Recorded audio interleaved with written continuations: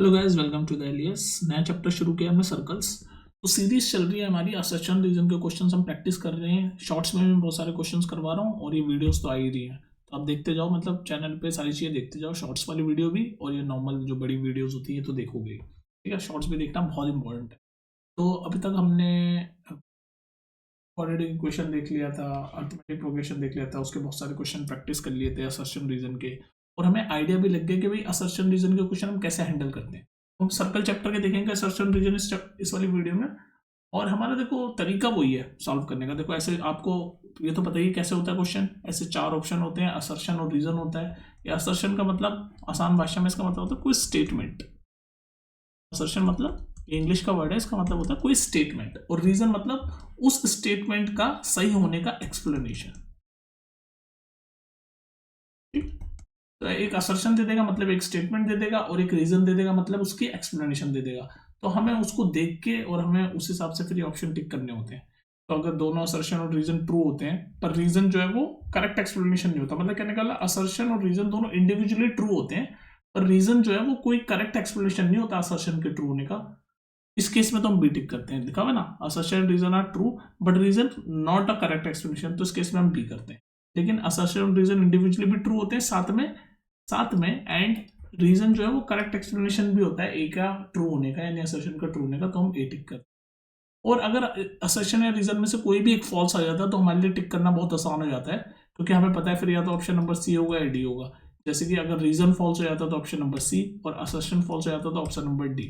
ठीक है, तो अगर कोई भी एक फॉल्स हो जाता है तो हम फटाक से सी या डी में से टिक कर देंगे, देख लेंगे अकॉर्डिंगली भाई कौन सा फॉल्स हुआ है। अगर रीजन फॉल्स हुआ है तो सी टिक करेंगे, असर्शन फॉल्स हुआ तो डी।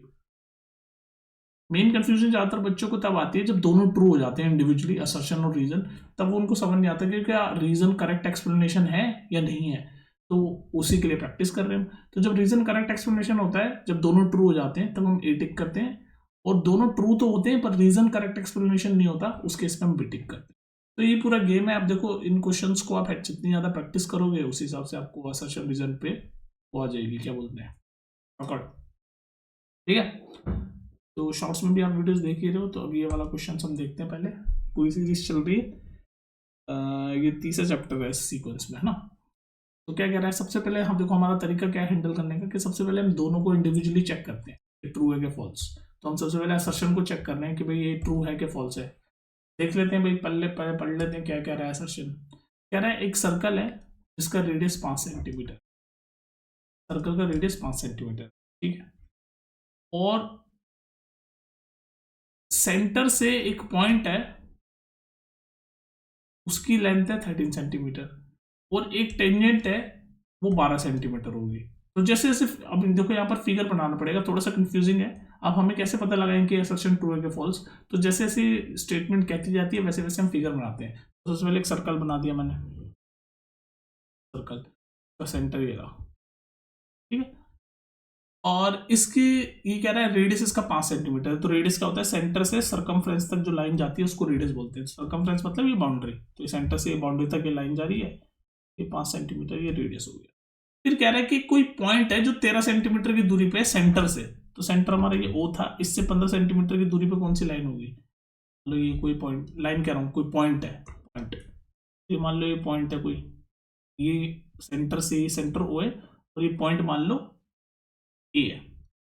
इसकी डिस्टेंस भी दे रखा है 13 सेंटीमीटर। फिर कह रहा है कि अगर कोई टेंजेंट बन रही है इस पॉइंट से टेंजेंट बन रही है। टेंजेंट ऐसे बनेगी, टेंजेंट सर्कल को एक ही पॉइंट पर, है ना, कौन से आप टेंजेंट बनाओगे, तो ये टेंजेंट बन गई, देखो ऐसे काटते मान लो, ठीक है, टेंजेंट बन गई, मान लो ये बी पॉइंट। तो कह रहा है ये 12 होगी। तो अब हमें चेक करना है कि भाई ये करेक्ट है नहीं।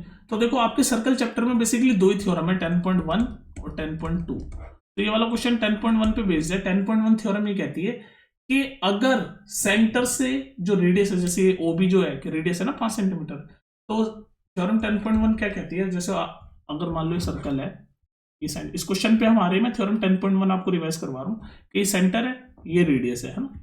तो थ्योरम 10.1 ये कहती है कि अगर हम ऐसे टेंजेंट बनाते हैं सर्कल पे, तो जो रेडियस से, जो सेंटर से जो रेडियस आती है वो हमेशा टेंजेंट के परपेंडिकुलर होती है। परपेंडिकुलर का साइन है मतलब 90 डिग्री होती है, ये थ्योरम 10.1 कहती है।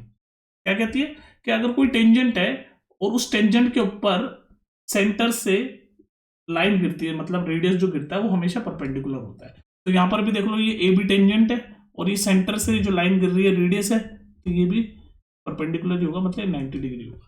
अब जैसे ये 90 डिग्री होगा तो अब आपको समझ पा रहे हो, ये जो मैं येलो एक ट्राइंगल से बना रहा हूं, ट्राइंगल एओबी, ये राइट एंगल ट्राइंगल हो गया। आपको पता है ना राइट एंगल ट्राइंगल होता है, और जैसे ही राइट एंगल ट्राइंगल हमें दिखता है तो हम पाइथागोरस थ्योरम लगा पाते हैं, पता है ना आपको। तो हम ये जो ए बी का टेंजेंट है, ए ओ तो ये हमें पता ही है 13 है, ओ बी आपको पता ही है रेडियस 5 सेंटीमीटर है, तो अब हम पाइथागोरस थ्योरम निकाल के ए बी चेक कर सकते हैं कि 12 आएगा कि नहीं, 12 आएगा कि नहीं। तो बस चेक कर लो, आपको पाइथागोरस पता है ना। देखो ये जो परपेंडिकुलर के सामने वाली जो साइड होती है, परपेंडिकुलर के सामने वाली साइड, इसको हाइपोटेनस बोलते हैं। तो ये हाइपोटेनस है, ये बेस मान लो, ये परपेंडिकुलर मान लो, ठीक है। मतलब कहने का मतलब आपको पता है कि ये सबसे बड़ी वाली साइड हाइपोटेनस होती है, तो आप बस पाइथागोरस लगा दो। 13 का स्क्वायर मैं डायरेक्ट लगा रहा हूं, 13 का स्क्वायर माइनस 5 का स्क्वायर जो होगा वही ये x होगा। ये ए बी को लेंथ को मैं x मान लेता हूं, तो बराबर हो गया x के स्क्वायर के। तो 13 का स्क्वायर मुझे जल्दी से पता है 169। मैंने आपको बोला है कैलकुलेशन फास्ट करने के लिए 1 से 30 तक के स्क्वायर आने चाहिए और 1 से 10 तक के क्यूब आने चाहिए। तो मुझे पता है 13 का स्क्वायर फटाफट 169 है, 5 का स्क्वायर 25 है, राइट हैंड साइड में इस ए बी लेंथ को हमने x माना तो x स्क्वायर। 169 माइनस 25 करते हो तो आप अपनी स्पीड पे कर लेना, तो 144 आएगा, जो कि बराबर होगा x स्क्वायर का। अब देखो मुझे पता है कि 12 का स्क्वायर 144 है, तो ऐसी तो कैलकुलेशन फास्ट होती है। 1 से 30 तक के आपको स्क्वायर याद करने, 1 से 10 तक के आपको क्यूब याद करने, आपको कैलकुलेशन में काफी इजी हो जाएगा। अब मुझे पता है 144 क्या होता है, 12 का स्क्वायर, और राइट हैंड साइड में तो x का स्क्वायर है ही, तो स्क्वायर से स्क्वायर कट गया, तो x की वैल्यू क्या आ गई 12। तो मतलब ये जो असर्शन कह रहा है कि टेंजेंट 12 है, सही है। तो असर्शन तो इंडिविजुअली ट्रू हो गया भाई, सही कह रहा है ये, हमने ये चेक कर लिया ये ट्रू है, और साथ में रीजन भी ट्रू है। पाइथागोरस थ्योरम का फॉर्मूला बता रखा है, तो ये रीजन भी इंडिविजुअली ट्रू ही है। अब ये दोनों ट्रू है, अब आप सोचोगे भाई दोनों ट्रू आ जाते हैं तो हम कौन सा मार्क करते हैं। जब दोनों ट्रू आ जाते हैं तो ए होता है बी होता है ऑप्शन, लेकिन ए कब मार्क करते हैं कि जब दोनों ट्रू भी होता है, साथ में जो रीजन जो है वो करेक्ट एक्सप्लेनेशन भी होता है असर्शन के ट्रू होने का। तो यहाँ पर वही केस चल रहा है भाई, ये दोनों ट्रू तो हैं ही, साथ में पाइथागोरस थ्योरम लगा के हमने पता लगाया, तो ये करेक्ट एक्सप्लेनेशन भी है साथ में। तो इसका मतलब ऑप्शन नंबर ए टिक करेंगे कि दोनों ट्रू भी हैं और ये रीजन जो है वो करेक्ट एक्सप्लेनेशन भी है असर्शन के ट्रू होने का। तो इसका आंसर है ए। नेक्स्ट देख लो जल्दी से, ये क्वेश्चन क्या कह रहा है, वही हमारी टेक्निक हुई है, पहले इंडिविजुअली चेक करेंगे असर्शन को और फिर रीजन को। तो असर्शन कह रहा है कि भाई पी ए पी बी एक टेंजेंट है सर्कल पे जिसका सेंटर ओ है, और हमें कुछ एंगल दे रखे, तो हम थोड़ा फिगर बनाते हैं, फिगर बनाया करो। तो एक सर्कल है जिसका सेंटर ओ है, बना दिया मैंने एक सर्कल जिसका सेंटर ओ है। फिर पी ए और पी बी एक टेंजेंट है, आपको पता है पी कोई पॉइंट होगा यहाँ पर, पी ए पे टेंजेंट है, ये पी काटती नहीं है, सिर्फ एक पॉइंट पे रहती है, एक पॉइंट पी हो गया, पी हो गया। पी और पी बी है दो टेंजेंट है, और साथ में हमें बता दिया कि ए ओ बी, तो ए ओ बी मतलब ये ऐसे कोई एंगल बन, ए ओ ये सर्कल है, ए बी 110 डिग्री, और हमसे पूछा रहा है, हमें बता रहा है कि A P B is equal to 90, ये भी बता दिया ए पी बी 90 है। तो हमें चेक करना है कि भाई असर्शन ट्रू है कि फॉल्स है। अब आपको एक चीज तो पता चल गई, देखो ध्यान से देखो, मैं ये जो डार्क कर रहा हूं ग्रीन कलर से, 1 2 3 4 साइड जिसकी होती है उस फिगर को हम क्या बोलते हैं, क्वाड्रिलेटरल। क्वाड्रिलेटरल मतलब ये क्वाड शब्द से बना है, क्वाड मतलब क्या होता है, चार साइड है ना, देखो ये पहली साइड, ये दूसरी साइड, ये तीसरी साइड, ये चौथी साइड, तो ये क्वाड्रिलेटरल बन गया। ये जो दिख रहे हो आप ग्रीन कलर से मैंने डार्क करा है, क्वाड्रिलेटरल बन गया। और आपको ये पता है कि क्वाड्रिलेटरल का चारों साइड मतलब किसी भी क्वाड्रिलेटरल के चारों एंगलों का सम 360 डिग्री होता है। ये कॉन्सेप्ट आपको पता होना चाहिए कि क्वाड्रिलेटरल कोई भी 4 साइड वाला फिगर है तो उसके चारों एंगलों का सम कितना होता है, 360 डिग्री होता है, ठीक है जी। और अभी हमने प्रीवियस क्वेश्चन में देखा ही ये कि थ्योरम 10.1 क्या कहती है कि कोई भी सर्कल है और उस पे टेंजेंट बनी हुई है, तो वो जो टेंजेंट है उस पे अगर हम ऐसे रेडियस खींचे तो वो परपेंडिकुलर होता है, उस टेंजेंट पे हम सेंटर से ऐसे रेडियस खींचे तो वो परपेंडिकुलर होता है, मतलब 90 डिग्री होता है। ये थ्योरम 10.1 कहती है। तो वही कॉन्सेप्ट यहाँ लगाओ कि ये रेडियस है ए ओ से सर्कमफ्रेंस का रेडियस है, और ये पी टेंजेंट है, तो ये भी 90 डिग्री होगा, वही थ्योरम 10.1। और ये OB भी रेडियस है और ये P भी टेंजेंट है, तो टेंजेंट पे रेडियस जब खींचती है तो वो 90 डिग्री एंगल बनाती है, तो ये भी 90 है। तो अब हमें पता है कि क्वाड्रिलेटरल के चारों एंगलों का सम 360 होता है, तो एक एंगल मिल गया 90, एक एंगल मिल गया 90, एक एंगल मिल गया 110, और ये वाला एंगल बोल रहा है 90, ये क्वेश्चन में दे रखा है। तो जरा इन चारों का सम करो, 90 + 90 मैं डायरेक्ट लिख रहा हूं 180 + 110 प्लस 90, तो कितना हुआ 180 + 110, आप अपनी स्पीड पर कर लेना, 290 + 90 डिग्री, तो ये तो 380 हो गया। मतलब ये चारों क्वाड्रिलेटरल के चारों एंगलों का सम 360 से बड़ा थोड़ी ना हो सकता है। आपको पता है क्वाड्रिलेटरल के चारों एंगलों का सम 360 होता है, 380 कहां से हो गया? तो इसका मतलब ये जो असर्शन दे रखा है ये फॉल्स है, ये जो एंगल वगैरह दे रखा है फॉल्स है, बेसिकली 70 डिग्री होगा ये। अब मैं आपको ये होमवर्क देता हूँ कि 70 डिग्री क्यों होगा, वो आप चेक करना। लेकिन यहाँ पर इस क्वेश्चन में तो हमें सिर्फ इतना देखना है कि भाई ये असर्शन फॉल्स है, और जैसे ही कोई भी असर्शन रीजन में से फॉल्स हो जाती है तो फिर हमारे लिए टिक करना बहुत आसान हो जाता है ऑप्शन, क्योंकि आपको पता है जैसे ही असर्शन फॉल्स होता है आप डी टिक करो, आप रीजन की तरफ देखो ही मत, खत्म, ऑप्शन नंबर डी, और आगे बढ़ जाओ। इसका आंसर है ऑप्शन नंबर डी, क्योंकि असर्शन फॉल्स हो गया। अब मेरे को रीजन में क्या लिखा है मेरे को देखने में फुर्सत भी नहीं है, और आपको वैसे तो पता है कि डी ऑप्शन क्या कहता है, असर्शन फॉल्स है और रीजन ट्रू होता है, तो रीजन ट्रू ही होगा, आप चेक भी कर लो वैसे एक बार ज्यादा ही खाली टाइम में। तो लिखा हुआ था length of two tangent drawn from external point are equal, तो ये तो थ्योरम 10.2 का स्टेटमेंट लिखा हुआ है, तो ट्रू ही होगा ये, तो असर्शन फॉल्स रीजन ट्रू, यानी कि डी ऑप्शन। लेकिन आप सीधे जैसी असर्शन फॉल्स हो आप सीधे डी मार्क कर सकते हो, आप रीजन की तरफ फोकस करने की जरूरत नहीं है। ठीक है, नेक्स्ट देखो इस क्वेश्चन को, देखो वही टेक्निक, असर्शन को पहले चेक करेंगे इंडिविजुअली ट्रू है क्या फॉल्स। तो कह रहा है कि भाई ये फिगर आप देख ही रहे हो, एक सर्कल के चारों तरफ सर्कमस्क्राइब करके, मतलब एक क्वाड्रिलेटर बना हुआ है ABCD, ठीक है, और हमें ये बोल रखा है कि AB + CD बराबर है AD + BC के। तो हमें इसको चेक करना है भाई, हमारे प्रोसेस वही है असर्शन रीजन का, कि पहले हम इंडिविजुअली चेक करते हैं। तो अगर हम असर्शन को इंडिविजुअली चेक करें तो ये क्या सही है, मतलब ट्रू है, तो चेक करते हैं भाई।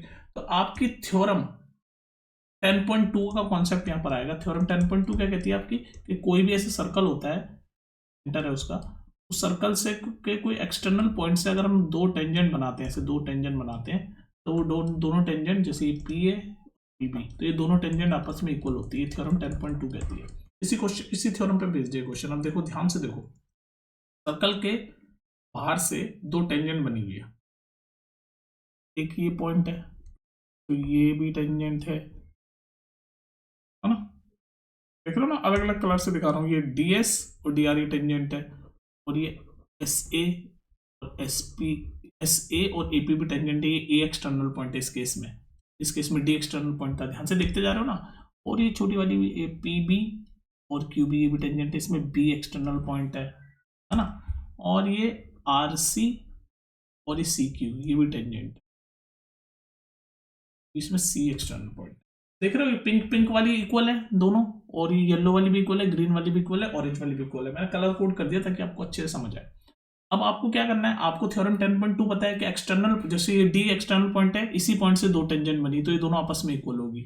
सिमिलरली ये B एक्सटर्नल पॉइंट है, इसी पॉइंट से दोनों ग्रीन वाली टेंजेंट बनी, दोनों इक्वल होगी। ये A एक्सटर्नल पॉइंट है, ये दोनों येलो वाली टेंजेंट बनी, इक्वल होगी। ये C एक्सटर्नल पॉइंट है, ये ऑरेंज वाली दो टेंजेंट बनी, दोनों इक्वल होगी, तो इक्वल होंगी। तो हम ये वाला कॉन्सेप्ट लगाएंगे। तो जैसे अगर मान लो यहाँ देखें, येलो वाली देखेंगे, AP और AS ये दोनों आपस में इक्वल है, तो लिख देते हैं भाई, येलो कलर कोड ही करता हूँ, येलो वाली बोल रहा हूँ तो येलो कलर से लिख लेता हूँ। तो ये AP बराबर है AS के, इसमें कॉमन पॉइंट क्या है, A कॉमन पॉइंट आपको पता है ना, ये कॉमन पॉइंट से दो टेंजेंट बनी AP और AS, तो इक्वल है, क्योंकि हमें थ्योरम 10.2 पता है। मैं लिख देता हूँ थ्योरम 10.2 ये कहती है कि एक सिंगल एक्सटर्नल पॉइंट से दो टेंजेंट बनती है तो दोनों इक्वल होती है। तो ये AP और AS दोनों येलो कलर वाली इक्वल है, कोई दिक्कत नहीं है। अब ध्यान से देखो, ये ग्रीन वाली भी B, इसमें B एक्सटर्नल पॉइंट है, तो ग्रीन वाली भी इक्वल है, PB और BQ, ग्रीन वाली भी इक्वल है, ठीक है। इसमें एक्सटर्नल पॉइंट ये B है, कॉमन पॉइंट, यहां से PB बनी और PQ बनी, ठीक है जी। अब ध्यान से देखो,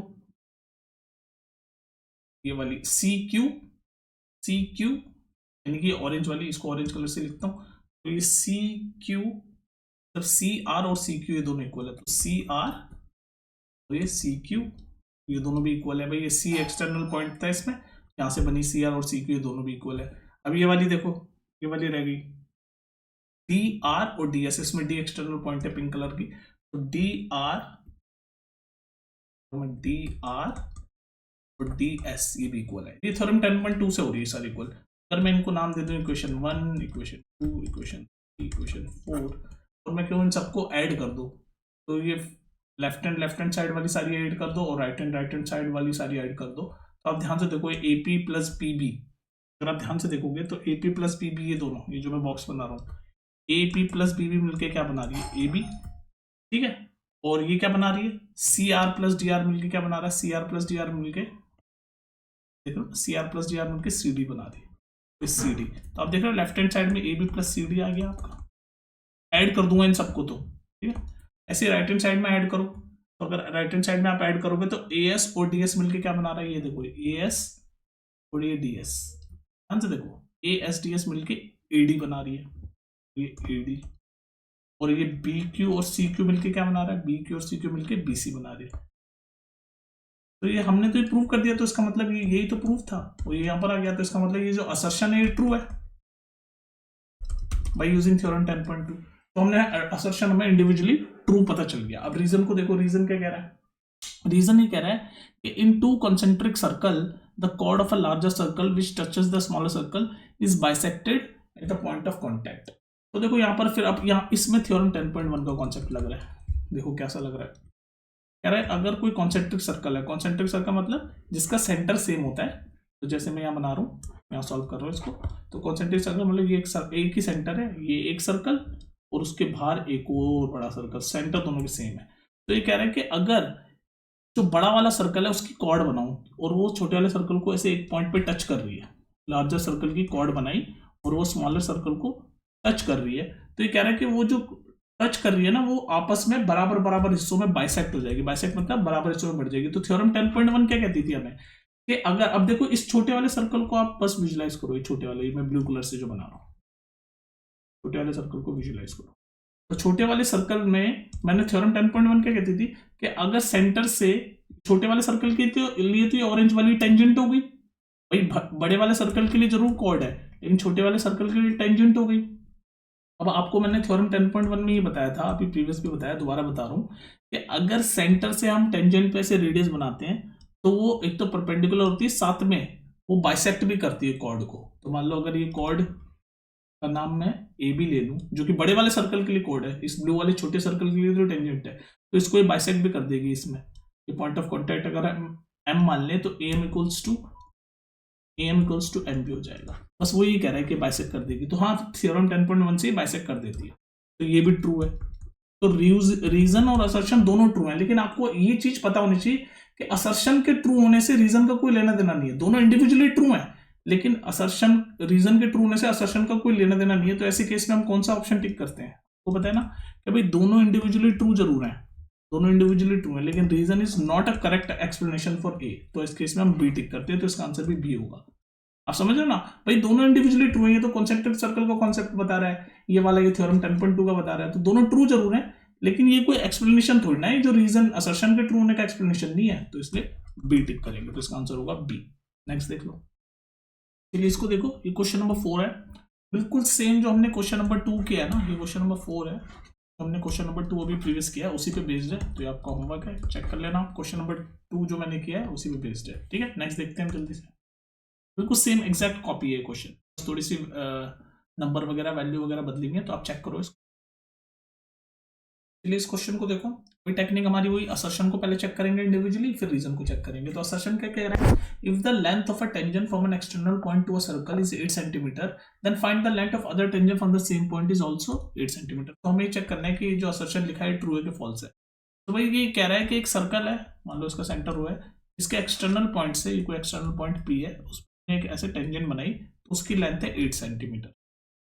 तो ये कह रहा है सेम पॉइंट से हम एक और टेंजेंट बना रहे हैं, उसकी लेंथ भी 8 सेंटीमीटर ही है, ये कह रहा है। तो ये तो ट्रू है, थ्योरम 10.2 ये कहती है हमारी, थ्योरम 10.2 ये कहती है कि अगर एक्सटर्नल पॉइंट सेम है तो दो टेंजेंट बन रही है तो दोनों सेम होगी, तो ये तो ट्रू है। रीजन पढ़ते हैं, रीजन क्या कह रहा है, रीजन वही लिखा हुआ है, थ्योरम 10.2 ही लिखी हुई है, तो ये भी ट्रू है। देख लो, आप पढ़ लो, the length of the tangent draw from an external point of a circle are equal. Tangents, दो टेंजेंट जब हम ड्रॉ करेंगे एक्सटर्नल पॉइंट से तो वो इक्वल होगी।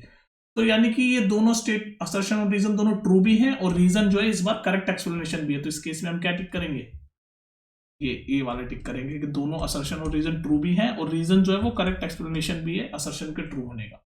बस हमारा इसका इस बार आंसर आएगा ए।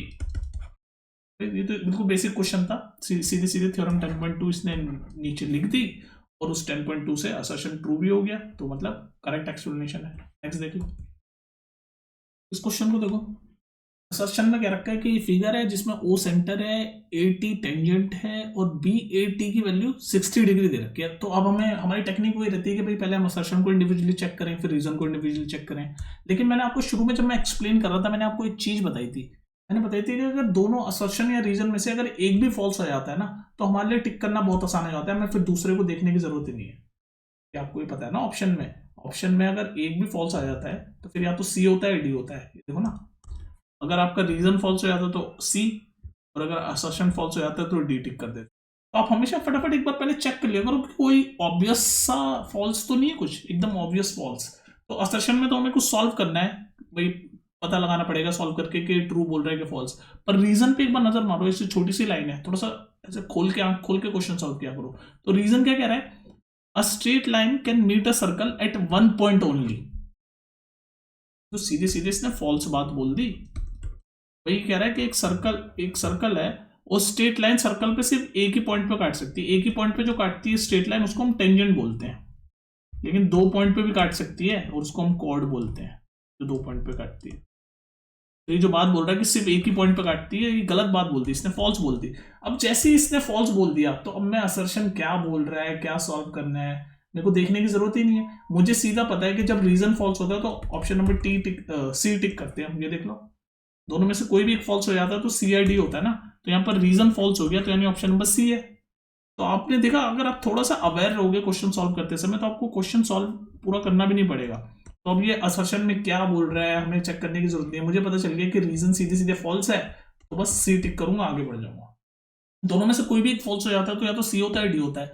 अगर असर्शन फॉल्स हो जाता है तो डी, रीजन फॉल्स हो जाता है तो सी। तो इस केस में रीजन फॉल्स हो गया तो मैंने सी टिक कर दिया। अब मैंने असर्शन को चेक करने की जरूरत नहीं है, पूरा सॉल्व करने की जरूरत नहीं है, ठीक है ना। तो ऐसे नजर मान लिया करो कि कोई इजीली फॉल्स तो नहीं और बिल्कुल ऑब्वियस फॉल्स तो नहीं है कोई। तो ऑब्वियस फॉल्स मिल जाए तो फटाफट आप ऑप्शन टिक कर सकते हो। नेक्स्ट देखो, अब इस क्वेश्चन को देखो, फटाफट हमें चेक करना है भाई असर्शन ट्रू है फॉल्स है और रीजन ट्रू है फॉल्स है क्या है। तो असर्शन में तो ऐसे एक लंबा चौड़ा सा सॉल्व करना है, हम जल्दी से एक रीजन पे नजर मार लेते हैं जैसे प्रीवियस क्वेश्चन में देखा था। तो रीजन क्या कह रहा है, रीजन कह रहा है कि in a triangle angle opposite to equal sides are equal. तो ये तो सही है, फॉल्स नहीं है। अगर फॉल्स दिख जाता है तो हम फटाक से टिक कर सकते हैं सी या डी। तो ये ट्रू ही है। अगर आपको ये थ्योरम याद है, ट्राइंगल चैप्टर में पढ़ा है कि अगर सर्कल के बना रहा हूँ, ट्राइंगल चैप्टर में हमने पढ़ा है कि कोई ऐसे ट्राइंगल है उसकी अगर 2 साइड ऐसे इक्वल हो, जैसे मैं जो डार्क कर रहा हूँ ये वाली साइड और ये वाली साइड, अगर दोनों इक्वल है तो इसकी जो अपोजिट एंगल होते हैं ये भी इक्वल होते हैं। तो अगर ये ट्राइंगल ABC बोल लूँ तो इसमें AB वाली साइड यानी ये वाली साइड और AC यानी ये वाली साइड अगर दोनों इक्वल हैं तो ये जो एंगल है ये एंगल B और एंगल C भी इक्वल होते हैं। ये ट्राइंगल का कॉन्सेप्ट है, थ्योरम है, ठीक है। तो वही चीज यहाँ लिखी हुई है, in triangle angle opposite to equal sides are equal. तो हमें रीजन पे से पता है कि ट्रू है, तो हमें असर्शन चेक करना ही पड़ेगा भाई क्या कहता है असर्शन, ठीक है। अगर ये रीजन फॉल्स मिल जाता तो हम फटाक से प्रीवियस क्वेश्चन की तरह सी टिक करके आगे बढ़ जाते हैं, ठीक है। ऐसे नजर आपको ओपन रखनी पड़ेगी असर्शन रीजन के क्वेश्चन। तो अब हम देखते हैं भाई असर्शन क्या कह रहा है। रीजन तो मुझे चल गया ट्रू है, ये वाले ट्राइंगल का कॉन्सेप्ट या प्रॉपर्टी या थ्योरम जो बोलना है बोल लो। तो असर्शन ये कह रहा है कि भाई ये फिगर दे रखा है जिसमें AB कॉर्ड है, ये पूरी AB कॉर्ड है और सेंटर O है और AC टेंजेंट है ए पॉइंट पे टेंजेंट है और 60 डिग्री एंगल बना रही है AB के साथ। ये रहा 60 डिग्री एंगल AB के साथ। और ये कह रहा है कि जो AOB एंगल है, ये AOB यहाँ लिख रहा हूँ, ये 120 डिग्री है। AOB जो एंगल है 120 डिग्री है। तो हमें ये बताना है कि ट्रू है कि फॉल्स है। तो सबसे पहले तो एक चीज आपको पता होनी चाहिए, यही ट्राइंगल वाला कॉन्सेप्ट जो अभी हमने रीजन में समझा कि ये OA जो मैं पिंक कलर से कर रहा हूँ, OA ये रेडियस है, सेंटर से सर्कमफ्रेंस तक जा रही है। सिमिलरली OB भी रेडियस है, सेंटर से सर्कमफ्रेंस तक जा रही है। सर्कमफ्रेंस मतलब ये सर्कल की बाउंड्री, तो सेंटर से सर्कमफ्रेंस तक जो लाइन जाती है उसको रेडियस बोलते हैं। तो ये दोनों पिंक कलर की क्या है, रेडियस है। तो दोनों साइड अगर इक्वल है तो आपको ये पता होना चाहिए, ये वाला जो अभी ये रीजन में जो है ये वाले एंगल भी इक्वल होंगे। अगर इस पूरे ट्राइंगल की बात करूं मैं, ट्राइंगल AOB, अगर 1 मिनट के लिए पूरा पिंक कर दूं, ये पूरा ट्राइंगल AOB की बात करूं तो ये वाली साइड और ये वाली साइड दोनों रेडियस है तो इक्वल है। तो इसके अपोजिट एंगल भी इक्वल होंगे, मतलब ये वाला एंगल और ये वाला एंगल दोनों इक्वल होंगे। और ये बड़ा वाला एंगल इस ट्रायंगल में तो बता ही दिया इसने 120 डिग्री है। तो अगर ये आप ध्यान से देखो ये दोनों इक्वल होंगे, ये तो मुझे पता है। अब वैसे तो आप गेस कर सकते हो कि ये 30 डिग्री होंगे, अब दोनों 30, तभी तो ट्रायंगल के तीनों एंगलों का सम 180 डिग्री होता है। लेकिन अब आप थ्योरम 10.1 भी देख सकते हो सर्कल की। थ्योरम 10.1 सर्कल की क्या कहती है, दोबारा बता रहा हूँ। ऐसे सर्कल है, बीच में सेंटर है और उस पर कोई ऐसे टेंजेंट बनी हुई है, ऐसे ये टेंजेंट बनी हुई है। तो अगर सेंटर से ऐसे रेडियस हम खींचते हैं तो टेंजेंट पे 90 डिग्री एंगल बनाती है। तो ये AC टेंजेंट ही तो है, बोला है ना, ये टेंजेंट है AC। तो उसके बाद इसका मतलब ये पूरा एंगल जो है, ये पूरा एंगल 90 डिग्री होगा, पूरा एंगल ये 90 डिग्री होगा ना। ध्यान से देखो ये वाला एंगल, ये जो OA जो आपका रेडियस ये बना रहा है, ये पूरा एंगल यहाँ से यहाँ तक 90 डिग्री होगा, जिसमें इतना वाला पार्ट 60 है तो ये वाला पार्ट 30 होगा ऑब्वियसली, और ये 30 है तो ये वाला 30 होगा, क्योंकि मुझे पता है दोनों एंगल इक्वल है। थोड़ा सा कंफ्यूजन हो गया, लेकिन ये 30 और ये 120 जो दे रखा है ये बिल्कुल सही है। कहने का मतलब ये जो कैलकुलेशन है AOB की 120 डिग्री ये बिल्कुल सही है, तो ये ट्रू है। और ये 60 डिग्री भी सही बोल रखा है, ठीक है ना। ये समझ आया कैसे सही बोल रखा है 60 डिग्री। भाई थ्योरम 10.1 कहती थी ना कि टेंजेंट के ऊपर अगर रेडियस बनाते तो 90 डिग्री होता है। तो ये OA रेडियस है, ध्यान से देखो। अब OA दूसरे कलर से दिखाता हूँ, ये OA रेडियस है पिंक कलर से। तो ये ऐसे, ये जो ग्रीन कलर से पूरा एंगल जो होगा, ये जो मैं कर रहा हूँ, ये पूरा एंगल 90 डिग्री होगा। तो ये पूरा एंगल अगर 90 डिग्री होगा तो उसमें से ये एंगल 30 होगा, ये एंगल 30 होगा, क्योंकि हमें पता चल गया 30 60 और प्लस 120 मिला के 180 होगा। तो ये 30 होगा, तो ऑब्वियसली ये वाला बचा हुआ पार्ट 60 ही होगा। तो इसका मतलब ये जो भी एंगल वगैरह जो बता रखे हैं असर्शन में, ये ट्रू ही है। तो असर्शन भी ट्रू हो गया, रीजन भी ट्रू हो गया, और साथ में रीजन जो है वो करेक्ट एक्सप्लेनेशन भी है, क्योंकि हमने ये वाला कॉन्सेप्ट यूज किया है, angle opposite to same sides are equal. तो इसका मतलब ऐसे केस में जब दोनों ट्रू भी होते हैं और रीजन जो है वो करेक्ट एक्सप्लेनेशन भी होता है, उस केस में हम कौन सा टिक करते हैं, ए टिक करते हैं। तो असर्शन और रीजन ट्रू है और रीजन करेक्ट एक्सप्लेनेशन भी है, तो ए टिक करते हैं। यहाँ पर भी हमारा आंसर ए ही होगा।